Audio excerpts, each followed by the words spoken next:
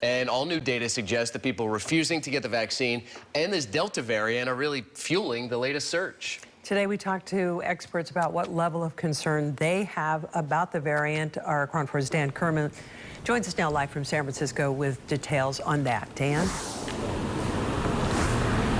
Well, experts are concerned. Infectious disease specialists tell us that not as concerned as they were about things last summer, and certainly not as concerned as they were over the winter, but they say the trajectory of these cases must be leveled off.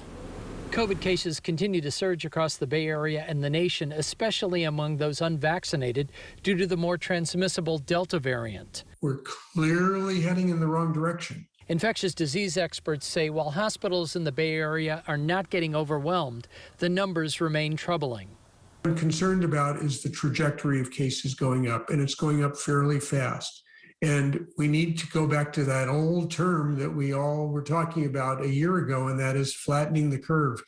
8 of 9 Bay Area county health departments are attempting to do that by recommending both those vaccinated and unvaccinated wear masks when in public places. We have to be much more careful. So what I'm doing is, if I'm going indoors anywhere, unless I know with 100% certainty that everyone is vaccinated, I've got a good mask on. And many shoppers are taking that advice. I definitely take my mask with me now, and I didn't do that before, but I do that now. They recommended it. If I'm like in a room with like a lot of people and we're like really tight together, then yeah, I put a mask on. It just feels like the right thing to do. But not everyone supports the recommendation. That recommendation doesn't make sense. Solano County's health officer says the surge in their county is tied to private gatherings among young, unvaccinated people over the 4th of July, not the retail environment.